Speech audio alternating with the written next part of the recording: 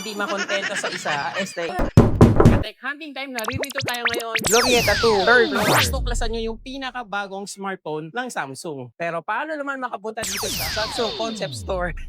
Glorieta 2, third floor. Kung manggagaling kayo dito sa landmark, dito sa likuran, punta na kayo sa third floor. And pag naririto na kayo, makikita nyo itong RJ guitar. And then lakad lang kayo ng diretso. Nakita nyo ito, turn right. Konting lakad lang at naririto na tayo sa Samsung Concept Store. Today, kasama natin si Ma'am. Regine po. Para sa mga hindi makontento sa isa, isang camera, meron ito, lima ba camera dito? 5 na, sir. Kung mapapansin nyo, meron siyang 3 camera features. Pero ito kasi, supported lang siya kasi meron siyang 2 types of telephoto kada shot. So, meron tayong ultra-wide, meron tayong 200 megapixel wide, and meron tayong 10 megapixel and 50 megapixel po for telephoto po and macro lens. So, yan po yung ginagamit natin pag nagtitake tayo ng picture or video sa gabi para mas malinaw. Telephoto, hanggang ilan ng zoom niyan? 10 times zoom. Tapos, optional pa siya kasi lumalabas po dito is pag nag 10 times zoom ka, 50 megapixel yung gumagana. Pangkuha, and then kapag 3 times zoom lang, 10 megapixel lang siya. So, siya na po yung nagpusang nag-a-adjust para po mas luminaw yung kuha. Mas pinagaan na po siya. Kasi naka-aluminum na siya. So, for battery, nilelesen na po niya yung pag-init while ginagamit natin yung device. So, before sa S25 Ultra is naka-titanium siya. And then sa body naman, mas makikita mo, mas curvy siya. Then, pag nilayo mo, between S26 Ultra and S26 Plus, parang magka-size lang. Since mas pinaliit siya, pero mas malaki talaga si S26 Ultra kay S26 Plus. Sa S26, ma'am, ilan yung variant na kasama niya? 3 yung variant na kasama. So, meron tayong S26 Ultra, which is yung may pen, and then S26 Plus. So, ito yung in-between, guys. Kung gusto nyo ng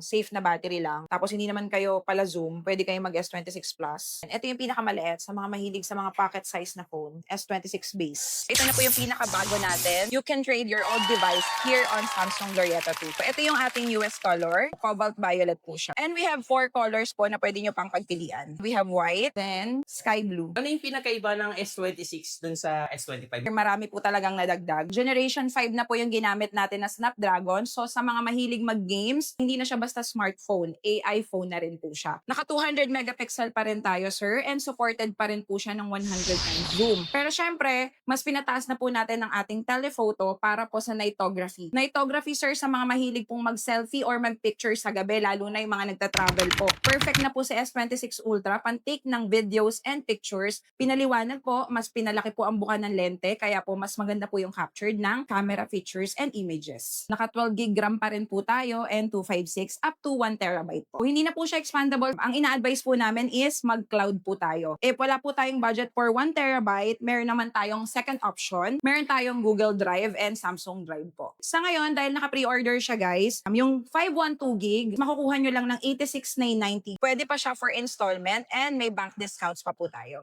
Totoo ba na itong S26 pang anti-marites? Lagi kayo nagsa-cellphone sa biyahe, sir. Ibababa nyo lang po siya, navigation panel. Turn on privacy display. Mag-auto dim na po siya, lalo na kung nag-open kayo ng bank accounts or online banking. Magkakaroon ba ang Samsung yung feature ng action camera, yung kahit ganyan-ganyanin mo, hindi magro-rotate yung video? Yes, sir. Meron na tayo. Meron na. Horizontal lock. Pindutin lang natin yung video. And then may makikita tayo ditong option. Kung makikita mo yung tao, click mo lang yan. I-on muna natin yung horizontal lock. Halak na siya din, tsaka tayo mag-click ng video. Ikot natin, guys.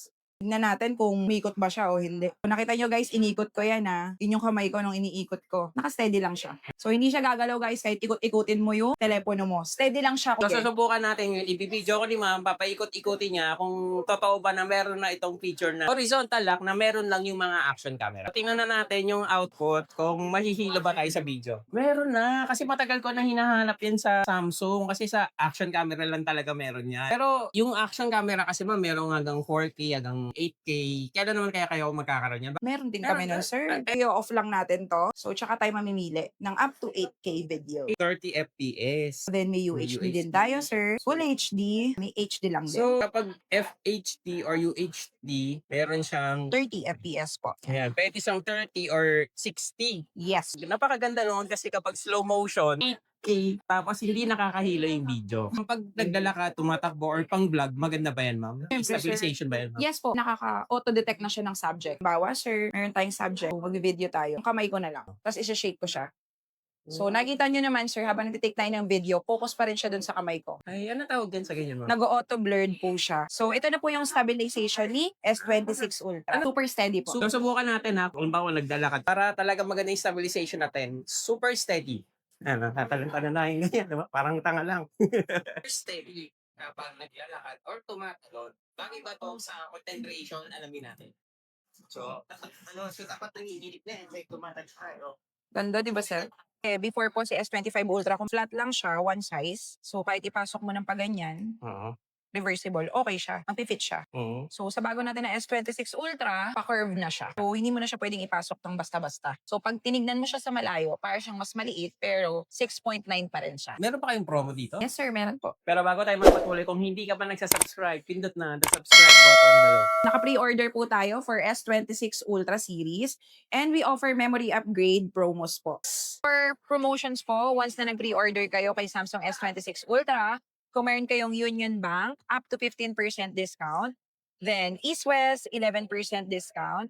For security naman, minimum spend natin is 60,000. Makaka-discount ka na ng 10,000 pesos. And then, 5,000 per BDO. BPI, 5% up to 24 months po lahat yan. Kung ayaw nyo po ng with interest, pwede na kayo mag-visit sa amin dito sa store para makapag-pre-order. Para sa mga hindi na makapigil at gusto nang bumili, saan naman kayo pwedeng makita? We are located here at Samsung Glorieta 2, third floor po. Tapat po kami ng ASUS, guys, para po hindi kayo malito. So, you can visit us here. Sa mga naghahanap po ng S26 Ultra, you can visit us here. Subscribe to AA Tech Hunter. Shout out. We out here. You already know.